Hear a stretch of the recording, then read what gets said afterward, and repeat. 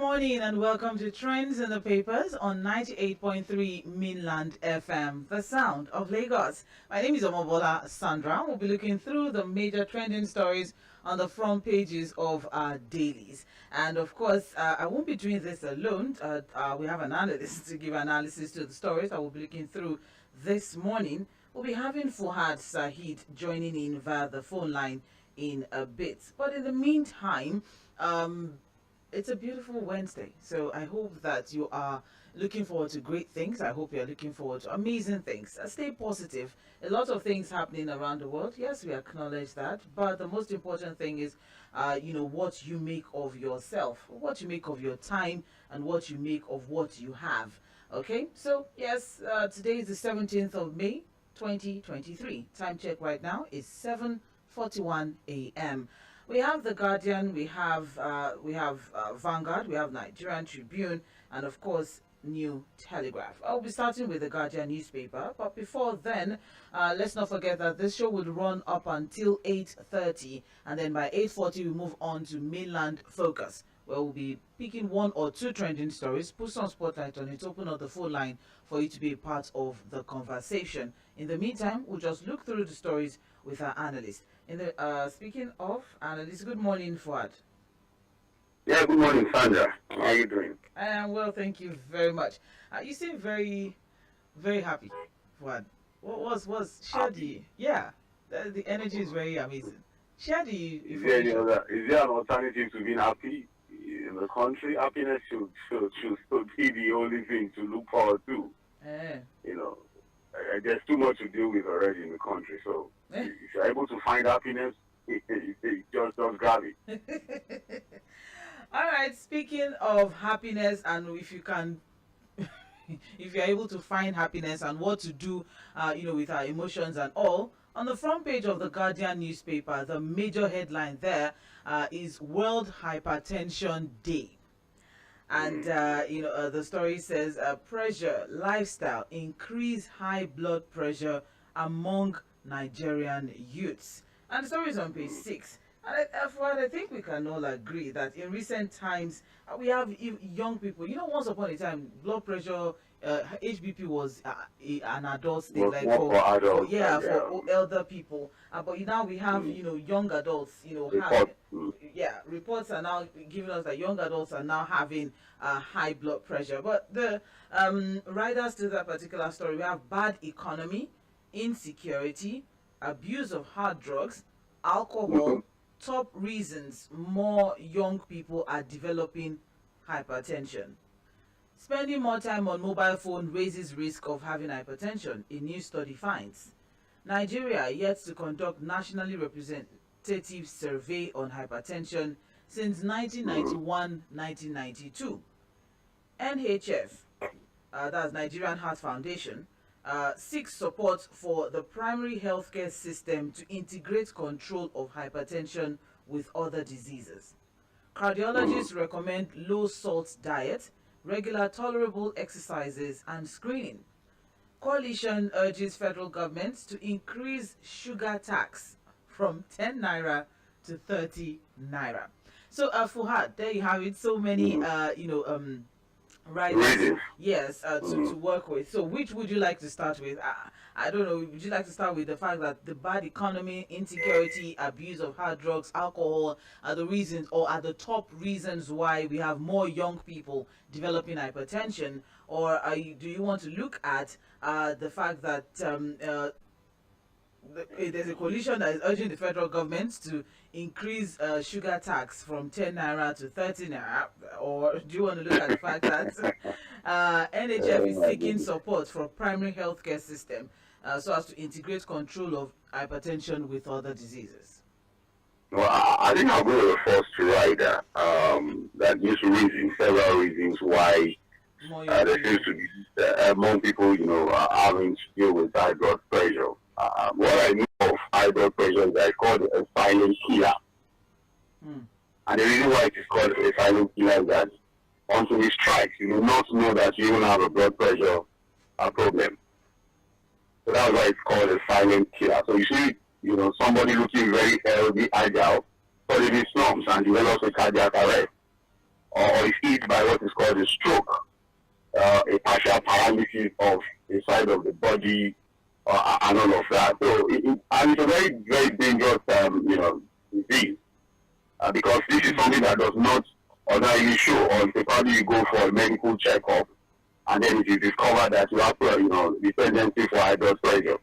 And that's why doctors will tell you that, the minute you get to a particular age, I think anything from around 30, try to do what is called a regular medical checkup. Just go to your physician. I think the first thing they even do in the medical checkup is to check your high blood pressure, to see whether it's high, and all of that. So again, the economy, abuse of drugs, there's so much anxiety in the land.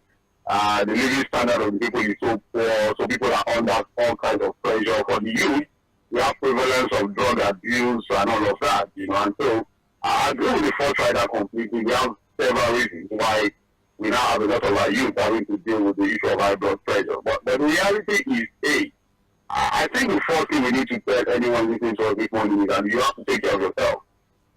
I was raised by my grandfather who discovered high blood pressure at the age of 40. He discovered that he has high blood pressure at the age of 40. And he lived well over 90 years before he died. Managing it. It was about lifestyle for him. So a lot of doctors will even tell you that apart from medication, the easiest way to deal with high blood pressure is to look at your lifestyle. Cut down on salt intake. Don't go into alcohol. Look at what you eat. Anything that would raise your anxiety and all of that, just stay away from it. They say my grandfather even stayed away from watching football. His favorite sport was boxing. And he stayed away from watching it because of his blood pressure and all of that. So beyond medications and all of the recommendations of what any doctor can tell you, I think the most important thing is your lifestyle. You're able to watch your lifestyle, watch what you eat, where you go to, what you do. Like I said, he discovered at 40 and he lived well over 90 years before he died. And I know that, yes, it was a serious thing for him, because it was one ailment he dealt with all through, his life that I also, grew up to know about. So, it's just about lifestyle. I think people should just watch their lifestyle. If you're expecting government to do anything, I'm sorry. You're on your own. Well, just as you have said, or to reiterate what you have said, this report, actually, we have the NME president, Dr. Uche Roland Ojima, who says that young people in their 20s can develop hypertension if they adopt a lifestyle and dietary habits that predispose to the condition, such as smoking, excessive alcohol, high salt diet, reduced physical activity, excessive weight gain, high saturated fat content in diet, use of illicit drugs like cocaine, heroin, and having family history of hypertension. Fuhad, thank you very much. High blood pressure, or also known as hypertension, is also a risk factor for heart disease, stroke, renal complications, premature. There's so many things that we can get from this. It's a long read. We can get the details on pages 6, 10, and 11 of the Guardian newspaper.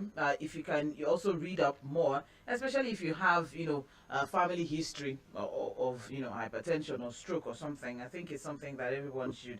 There's. Thank you.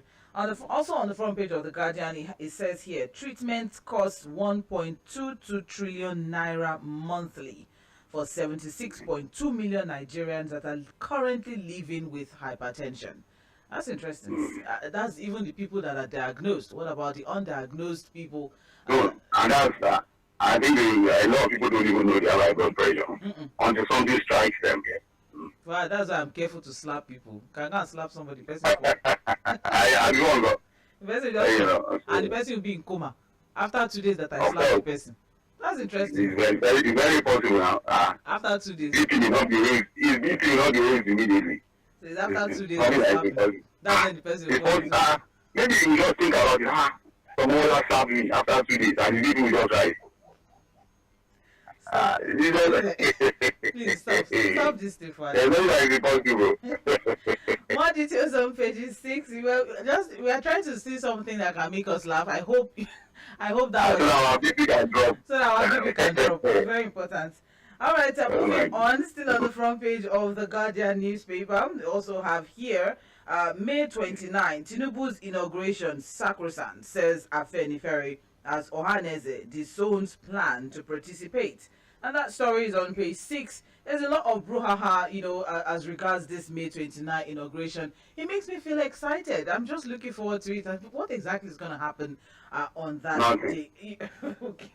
Well, the writer to that story says DSS to work with sister agencies for Buhari's handover. So the report is saying that Apex Igbo Sociocultural Organization, Ohaneze Ndibo, denied media reports that they will participate fully in the inauguration of President-elect Bola Tinubu on May 29. In a statement by the National Publicity Secretary of the body, Dr. Alex Chedozie Ogbonia, it described media reports credited to one Okechukwu Isiguzoro as false and misleading, and they are describing Isiguzoro as a meddlesome interloper who uses the hallowed name of Ohaneze Ndibo for narrow interests.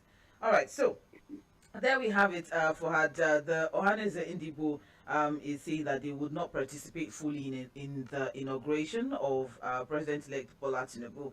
And there's also, I don't know if this is a counter response or position. Yeah, counter position. Thank you. Yoruba socio-political group Afenifere also is coming forward to say or to warn all those that are planning to disrupt the planned inauguration of the president-elect. What are your thoughts as regards all of this drama and all of this? Oh, we are not in support of inauguration and all. Hello, Sandra. Yes, I'm with you. Well, I'm sure you know my attitude and opinion to groups making statements. Because again, I just Fuhad, myself. I think you've changed. Are you hearing me now? I think you've changed position, so you're breaking up. Is it better now? Yes, it's better. Thank you. Okay, yeah, what I said was that I'm sure you already know my opinion on this. When groups make statements like this, or any other statement, when you have groups making statements and standing, and then of course make positions to the point that they say they are speaking for an entire ethnic group. Again, it is within the right of Ohaneze to stay away from the inauguration. Honestly, that's well guaranteed under their fundamental human rights as enshrined in the Nigerian Constitution. They have a right to stay away. But I'm sure a number of Igbos will also be part of that inauguration. There are a lot of people that are members. We have a lot of Igbos who voted for that party, who voted for Ajibola Tinubu. As it is, there are governors who are APC members, House of Representatives who are APC members, senators, APC members. So, Candidate is a group of people that represent their own interests. And if they say they are going to stay away, it's within their rights. They have the right to stay away from it. If somebody says they are going to participate, they also have that spot. Honestly, you ask me, and I don't know why this is making the news. But I don't know this word about this particular system now. Well, they are very, what would I say, very highly recognized, let me put it that way, a highly recognized social-cultural organization. I mean, I agree with you. Yes, so their thoughts or their position as regards the inauguration, especially when one would think, I'm asking now, don't you think that Ohaneze Ndibo, one way or the other, is a major influencer in the Southwest region? You see, Sandra, let me tell you something about groups. When people form groups, what they try to do, and because of my experience with public relations parties, is that they truly statement. And it is what is called public positioning in public relations. Because you take that image that you are indeed that influencer. And I tell you for free, a lot of these groups don't even have any political value. Because I don't have any very Fuhad, hello? Hello, we didn't get what you just said. I think you should move a bit, or okay. Let me try and change my position. Okay. Is it better now? Yes, it is. Please, thank you. Okay. You may have to so what I'm yourself. Okay, so what I'm saying basically is that look, when a ferry comes and say, oh, we are speaking for all Yorubas and blah blah blah, and I was like, what's their political value in Yoruba land? Really? Let us meet on the table. What are the numbers of their members? I'm a Yoruba man, I'm not a member of a ferry now. And I know they can't even speak for me. What is going to do basically is to just come on our faces daily by doing up statements, giving press releases, just to stand themselves as politically relevant or socially relevant. And that's what I'm saying. Like, yes, for people who want to take them serious, it's okay. But as far as I'm concerned, I don't just think what about what they're saying. They're right to stay away or participate at inauguration. Inauguration would happen.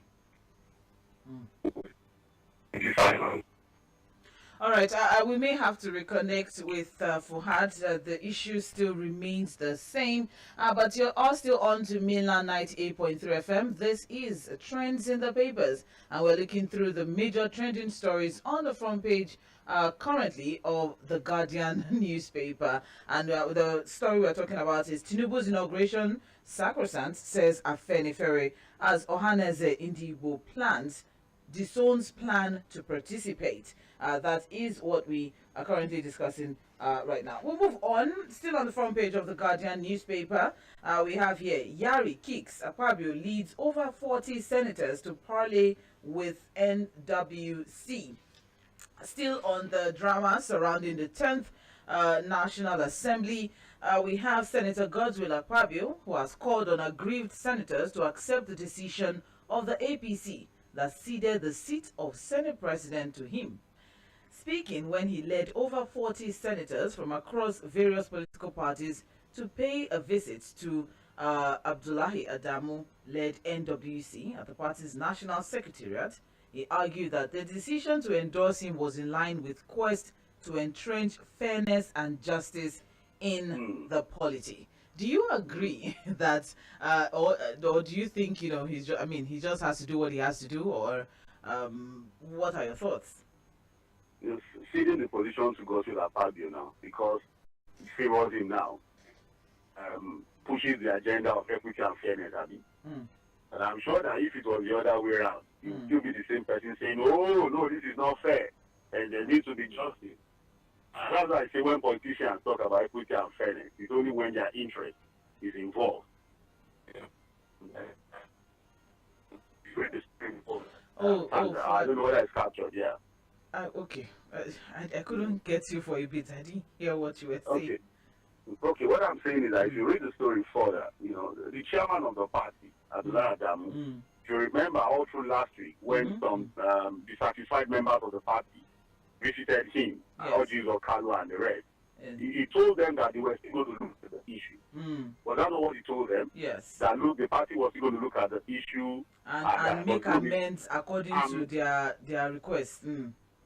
Good. But yesterday, when Godswill Akpabio and these other senators visited him, he gave them an advice that shows that, look, whatever he told Ojibola and the rest was just, well, let me just tell them something so that they can go and leave me in peace. Because he was advising them that, look, on the day of inauguration, when the election will take place at the Senate chamber, make sure you arrive there early so that we don't have a repeat of what happened in 2015 happen again.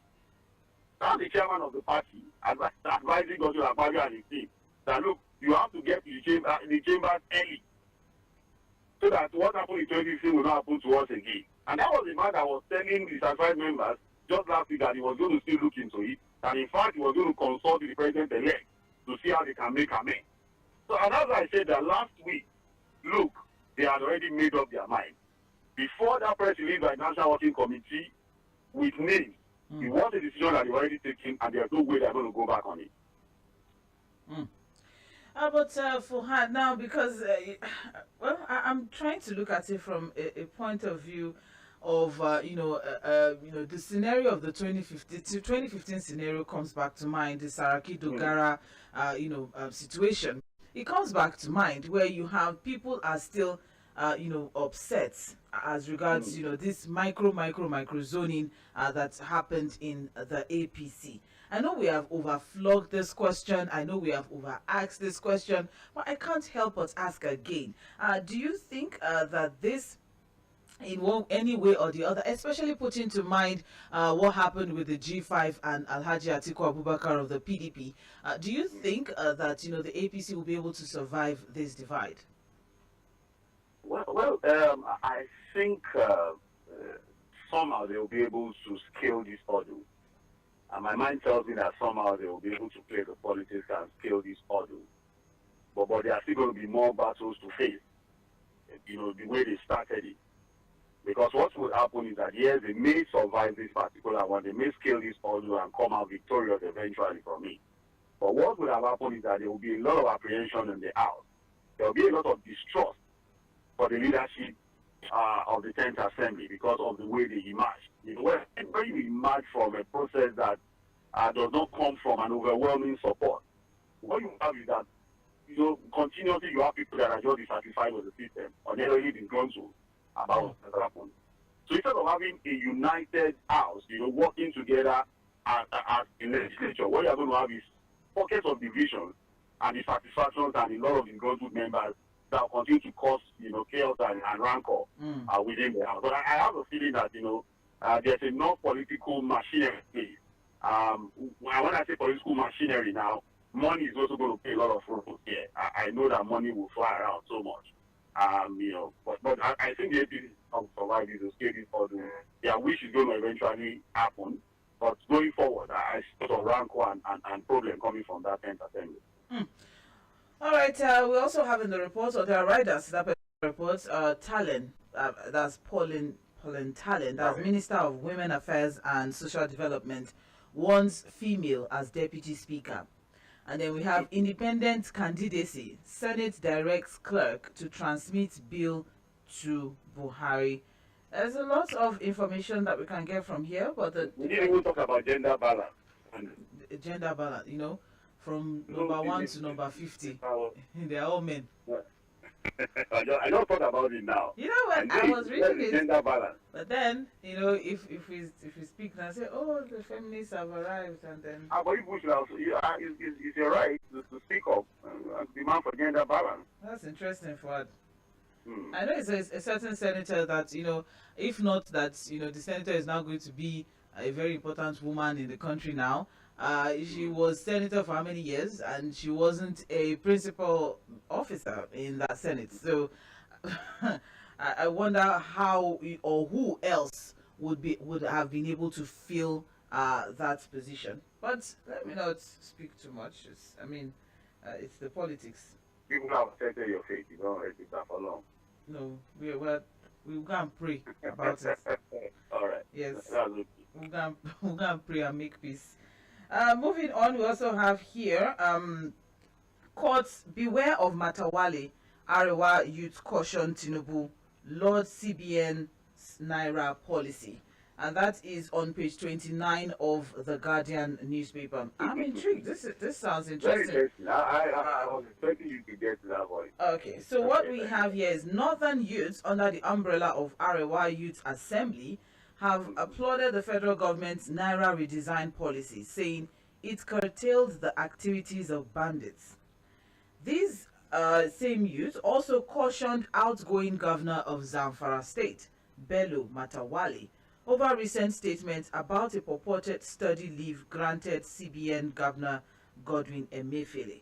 I'd like to take us back a bit. Sometime yesterday or the day before, Bello Matawale of Zamfara State requested that the president should not approve any leave for any of the officials in this administration, especially with focus on the CBN governor Godwin Emefiele. So now we have youths here cautioning him over his statement, requesting that he's not Godwin Emefiele should not be granted that leave. They said, I'm quoting now, "We wish to call on Bola Tinubu to note that the North voted for him when sounds of gunshots from bandits went silent as a result of the Naira redesign policy introduced by the CBN.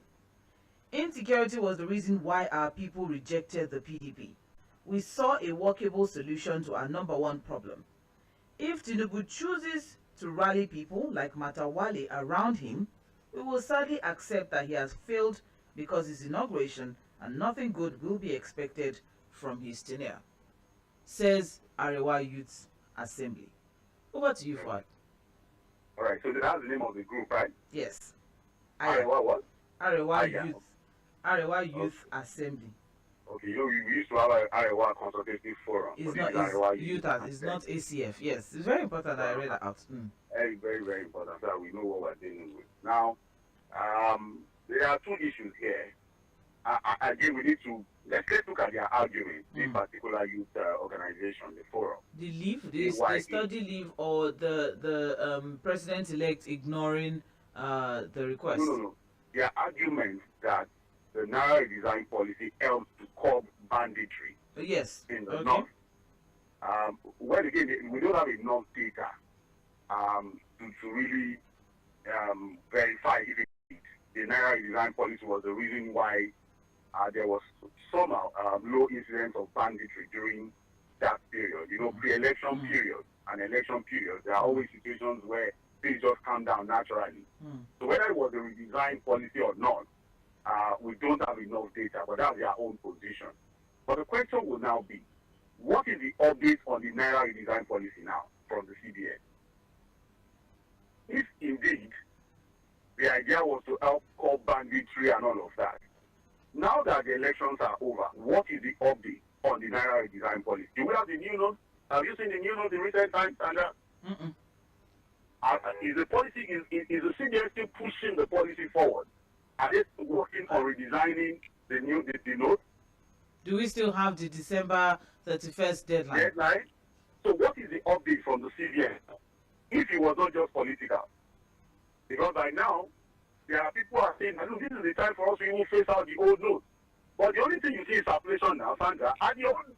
So what is the update on that Naira redesign policy? It's not now clear that it was just a political policy. That after elections now, the CBN has withdrawn from that policy and have abandoned it. Because where are the new notes now? The only thing we see in circulation are the old notes. So again, the question, I'm going to leave that as just asking, the CBN should give us an update on that Naira redesign policy. It would be nice to hear from Godwin Emefiele. What exactly is the update on the Naira redesign policy? Has it been abandoned? Is the December deadline still sacrosanct? What exactly is the update on that? The second one is this. It is alleged, because again, there are no facts to it, that Godwin issued a statement saying that, look, the outgoing president has granted study leave, you still have about 10 months to the end of your tenure. Okay. And look, as the CBN governor, in a transition period like this, you are, one of the most important officials that will ensure a very smooth transition, not even when we have so much issues with our economy and our finances as a country.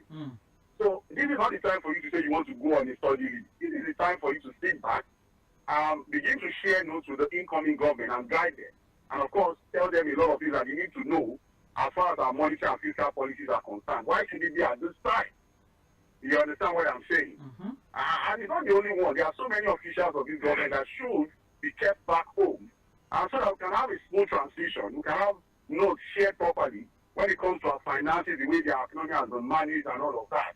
Right? You understand what I'm saying? So that's why Matawale is saying that, look, this is not the time for you to say you want to go out there and study. You need to sit back here and give proper accounts of what you have done as CBN governor to the incoming president. Because the reality is that your tenure has not even ended. You have about 10 months to go. So why are you leaving now? For smooth transition and all. Yeah, you need to stay back. That's what Matawale is saying. So I don't know why these youth are worried about what Matawale is saying, because he didn't say you should be arrested. What he said is that, okay, you need to sit back home and give account of what you've done. Because this is transition. Now we need to get some information from you on a lot of issues, So that's my take on the issue. But again, we'll see what happens. I'm more curious, Fuhad. I'm more curious as to why or how the president-elect's name got into the mix. So Matawale writes a president to the president, who is Muhammad Buhari as of today, and how President-elect Tinubu got into the mix. Where I have here in the report, if Tinubu chooses to rally people like Matawale around him. So I'm curious how exactly, that's, got escalated. Yeah, I warn you about all these groups when they make some of these statements. Yeah. Some of these groups, if you want to hear the truth from me, some of these groups are sponsored to issue these statements, and you know how this thing works. They just make these statements I don't know. I don't know. I'm just telling you, in case you don't know. I was born yesterday. All right, thank you very much, Fuad. Let's move on now. More details of that on page 29 of the Guardian newspaper. Running very quickly now. I have here, court remands Kuti over alleged assault. That's on page 8. There's a lot of conversation around that one. But stories, you can get the details on page 8. We also have here, resident doctors begin warning strike today. Set May 29 deadline for federal government's intervention, and that is on page 3 of the Guardian. So recall that the National Association of Resident Doctors issued that they were going to go on warning strike starting from today, 17th of May. So what we have here is that they have called on the federal government to address their demands before the May 29 handover to a new administration, saying industrial harmony could not be guaranteed thereafter. They are also seeking intervention of the incoming government to avoid an indefinite strike that could cripple the health system. Fuhad, speaking to the outgoing and speaking to the incoming, what are your thoughts as regards what they are saying to the outgoing and as regards what they are saying to the incoming? They will not get anything from the outgoing. Okay. The outgoing is tired. Okay. The outgoing is tired. Okay. The incoming?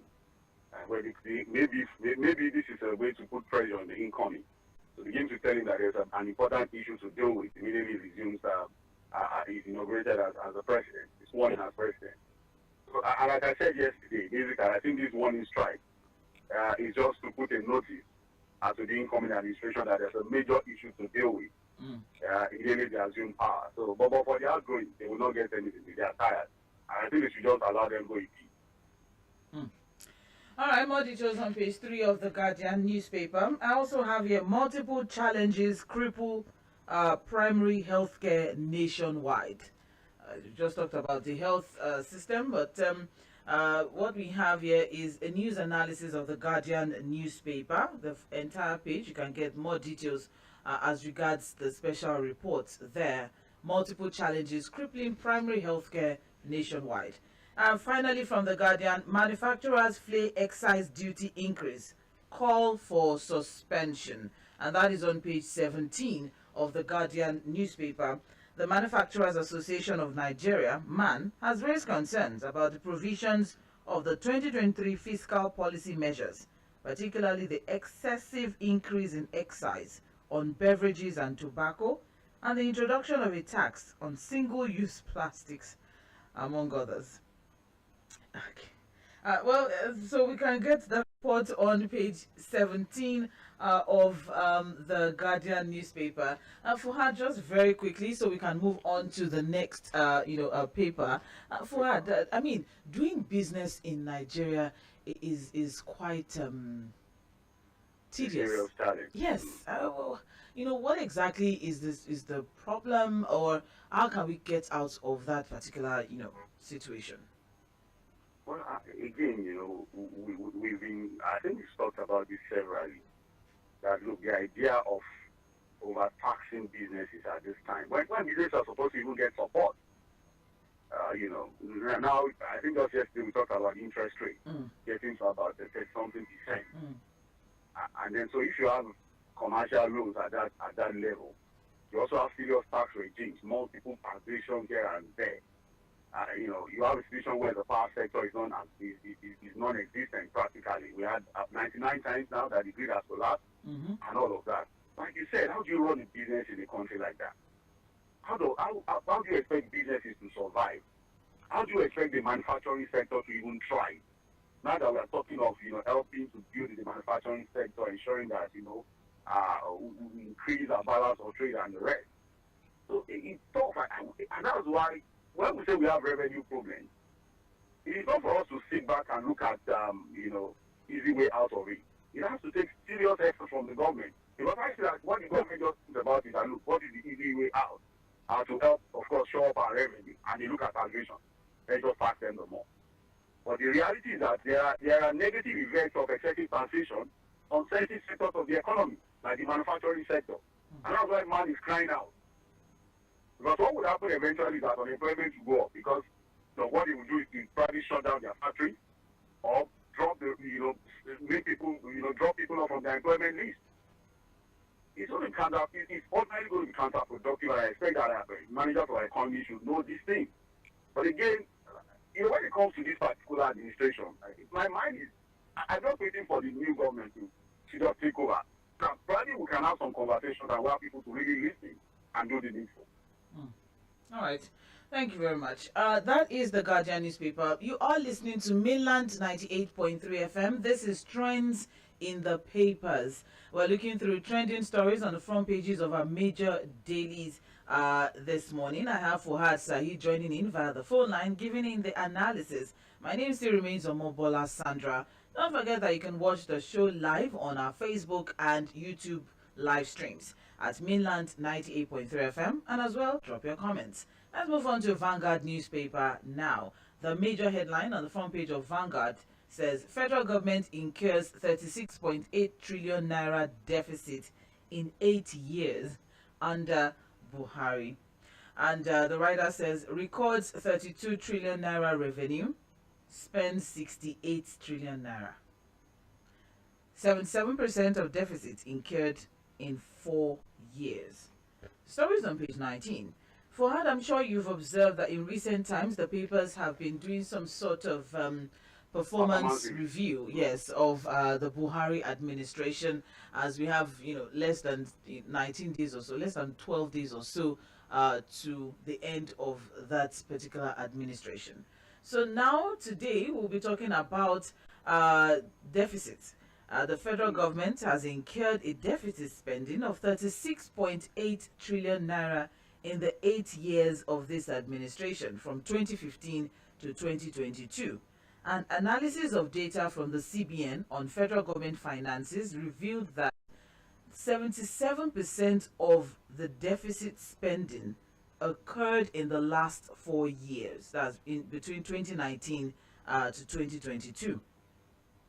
So, and data also revealed that the total revenue for the 8 years stood at 32.05 trillion naira, while the total expenditure stood at 68.8 trillion naira, indicating that we spent double of what we earned.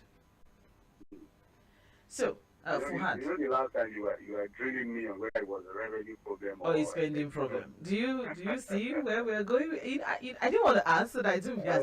I'm trying to be a smart pants here, but look at this now. I mean, we made 32 trillion naira and then we spent 68 trillion. And also, I don't know why this is important to Vanguard, but it seems to be very important to them that the 77% of the deficit was incurred in the last 4 years. Yes.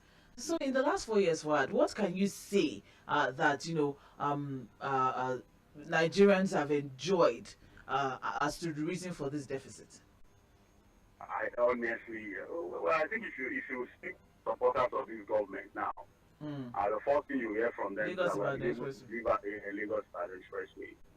You will hear that we deliver Second Niger Bridge. You hear that we have the railway, the rail line. Yes. And all of that. Even though there are reports that as it is now, the rail lines are even non-functional or are underused because of the level of insecurity that we have around them.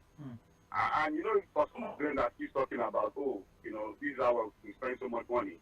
Some of them forget that we also have situations where parts of Abacha loops were also used for some of these projects. If you remember, Sandra. Yes. You see, the reality is, I'm not even bothered about how much we spend, even though there are questions as to whether there are enough things on ground to justify that amount of money. But I'm also like, look, we have the potential to make enough money, more money really. If we have to spend that much, can we make that kind of amount of money so that we can drop our budget deficit? Yes, I think so. If we're able to do the hard work of cleaning the corruption in the oil sector, for example, if we have been able to do the hard work of diversifying our economy to the point that we can really, boost our economy using agriculture, there's enough in the extractive industry that we're not even talking about. You understand? If we're able to solve our energy problems, I'm sure manufacturing will also kick off properly, where we can, begin to export and make enough for it. So there's a lot that we can do, really, Sandra, to make enough money if we have to spend that amount of money without necessarily going ahead to borrow and all of those kinds of things. But the reality is, as it is, we have serious revenue problems. And I think we can fix if you have a very serious government that's intentional about solving the problem. You understand what I'm saying? But unfortunately, I don't think we're that intentional. We're always looking for the easy way out. Even in our mentality, you see that lazy way of thinking. We're just trying to scratch the surface, looking for quick fixes, without really wanting to do the hard work that other countries have done in the past. So until we see a government that is intentional, that is serious about fixing these problems, will remain. Nothing is going to change. Well, thank you very much, Fuhad. Unfortunately, we can't go any further on that particular conversation. We need to take other stories, but more details on page 19 of Vanguard newspaper. Yes. So we'll move on now. Still on the front page of Vanguard, we have here 4 U.S. embassy staff killed in Anambra. Embassy staff came under attack by gunmen in Ogbaru area of Anambra. And the story is on page 6 of Vanguard newspaper. Just very quickly, I'll just read out the report. We don't have so much time. We have here that 4 persons suspected to be officials of the United States of America Embassy in Nigeria were feared killed following an attack in Ogbaru local government. Their mission to the riverine area was not known, but it was gathered that their convoy came under fire by yet to be identified gunmen. This is quite unfortunate. Very, very. I read the report and well, again, for the governor of Anambra State, I think sometime last week he was threatening civil servants who don't go out on the Monday, who seem to pay the sit-at-home order from non-state actors, threatening them and all of that. The reality is that, look, I don't think he has a grasp on security in that state. Security in that state is on the free fall. And he's not in control, really. He doesn't have a control over the security situation in Anambra State. And that's quite unfortunate, really. And that's what has happened now. Although no American, from the report, no American lives was lost, but their embassy staff as well, Nigerians, have lost their lives. Yeah. Have now lost their lives, So, very unfortunate. Although you said they are unidentified gunmen, thank God we are not hearing of unknown gunmen again. Gunmen. but fingers are being pointed at IPOC and their associates. But the reality is that we wait for what the investigations will come up with on this particular one. But honestly, there's a lot that needs to be done to bring peace back to the south. A lot that needs to be done. Get that because that needs to be a very peaceful region in the country. Yes. Thank you very much, Fuhad. I appreciate. Okay, that's all from Vanguard newspaper that we can take. We've discussed other stories from the previous papers. All right, you are still listening to Mainland 98.3 FM, and this is Trends in the Papers. All right, let's move on now to Nigerian Tribune. The major headline there: Tinubu to open talks with G6. From G7 to G6, the goers has abandoned the group, so that's why they are now G6. Yeah, stepped aside. Yeah, I don't want to negotiate. Tinubu to open talks with G6, Yari, and others. So the writers to that story, we have dilemma over Barao. APC NWC, Akpabio, 40 senators-elect meet. Senators, not APC NWC, will decide Akpabio's fate, Adamu tells Stability Group. North Central yet to speak on NAS zoning, says Kwara governor. APC zoning template unfair to the North, negates federal character principle, says Yari. Tinubu meets with Kwakwanso in France. I'm sorry. Okay, so we have two riders here that I'm going to It's ask. okay. We have two riders here that we're going to really focus on very quickly, Fuad. The fact Mm. that there's a statement here that the senators and not APC NWC will decide Akpabio's fate, says Adamu. What are your thoughts as regards that? So at the end of the day, on election day, things may turn around. The APC has only said this is the person that we're pushing forward. So what are your thoughts as regards that? Very quickly, please. Unless there's a consensus candidate, if there are two or more candidates vying for that position, then it will be put to vote. Okay. And basically what the constitution says is that the senators shall among themselves elect principal officers. So Adamu is just saying what the constitution says. The APC cannot decide who becomes senate president. It has to be all the senators elect. So that's what he's saying about that. Okay. So at the end of the day, Akpabio may or may not be Senate President. Of course, it all depends on what the senators elect decide among themselves across all parties. What The entire 109 senators. Yeah. What do you think about Yari saying that APC zoning template has been unfair to the North?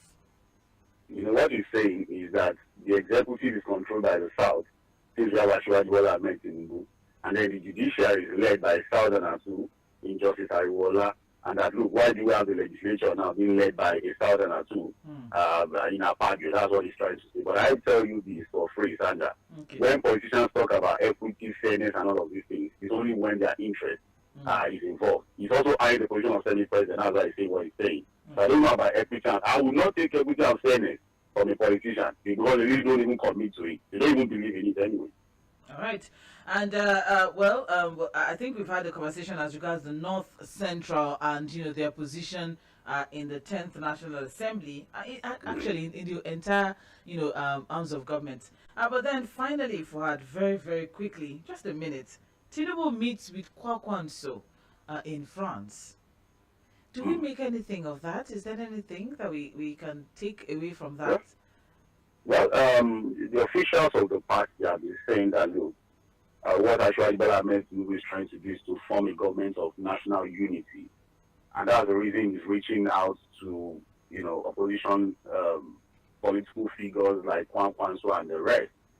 But again, Kwankwanso has the right to meet with Ashwaji Bola Tinubu. They've been friends.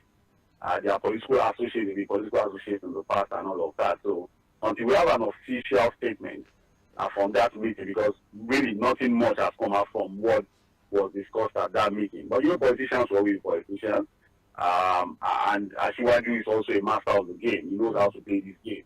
But I have my fears about the opposition in this incoming regime. I keep saying it, for us to really have the dividends of democracy, and for us to entrench the tenets of democracy, we need a vibrant opposition. It will be sad if the opposition is stifled out of existence. We shouldn't encourage a one-party state. It's going to lead to dictatorship, and the essence of checks and balances will be defeated.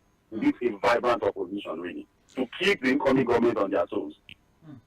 Thank you very much, Fuhad. And finally, on trends in the papers this morning, we'll look through New Telegraph. Just one or two stories that we're not able to take from the other stories.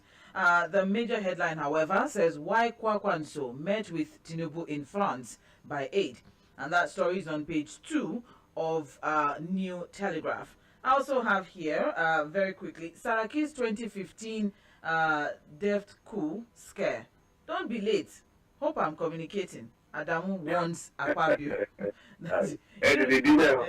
You know what happened? Get there like 5 o'clock in the morning. Saraki got there. Saraki got there early enough to quickly turn things around. Do what you needed to do. So that's it. I'm sure that there will be a vigil on that house on that day. People will sleep there. They sleep in their cars. They sleep in their cars. Yes, yes, what are you telling me? All right, and finally, we have state of education in the North is self-imposed. That story is on pages 4 and 5 of New Telegraph. Okay, and that's all we have trending this morning. You're listening to Mainland 98.3 FM. My name remains Mobola Sandra. You have Fuhad Saheed via the phone line. We'll take a very short break. We'll be back by 8:40 for Mainland Focus, where you get to be a part of the conversation. Stay with us. Stay tuned.